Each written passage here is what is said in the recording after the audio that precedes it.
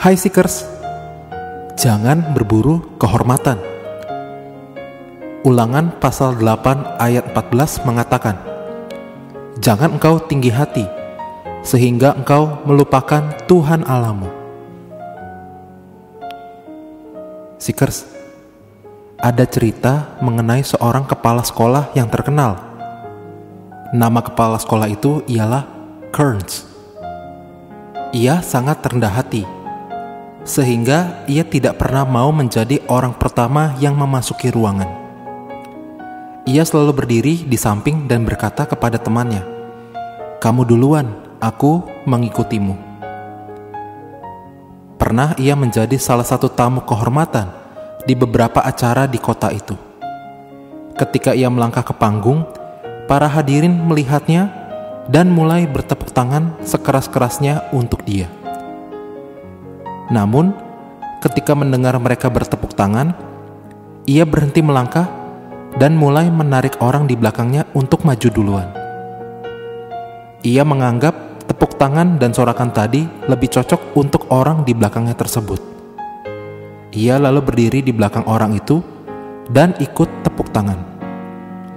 Ia tidak pernah membayangkan bahwa ia layak mendapatkan tepuk tangan.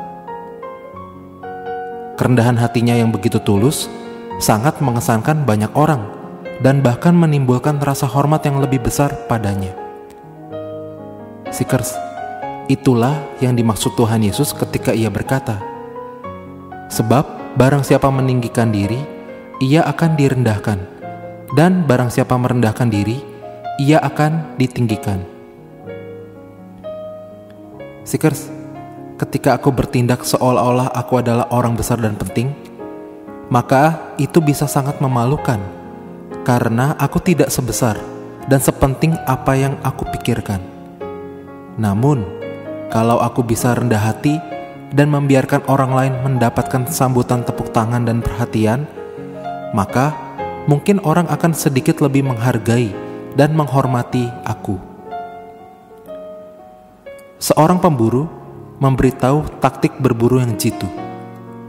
Ia berkata, jangan mengintip ke dalam hutan dan semak-semak, mencoba untuk melihat seekor rusa atau apapun yang sedang kamu buru. Sebaliknya, kamu harus mempunyai pandangan yang luas, tidak terlalu fokus pada sesuatu, karena lebih mudah melihat gerakan kecil dengan sudut matamu. Dengan kata lain, semakin keras usahamu untuk melihat, semakin kecil kemungkinan kamu akan melihat apa yang kamu cari. Seekers, kerendahan hati dan kehormatan juga seperti itu.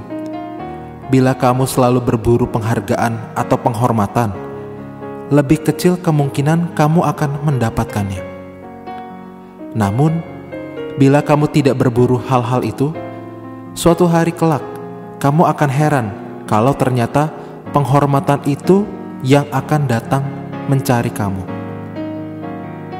Yuk kita berdoa. Tuhan Yesus, ampuni aku yang suka mencari penghormatan, penghargaan dan pujian. Tuhan Yesus, buatlah aku bisa rendah hati seperti kepala sekolah Kearns. Amin.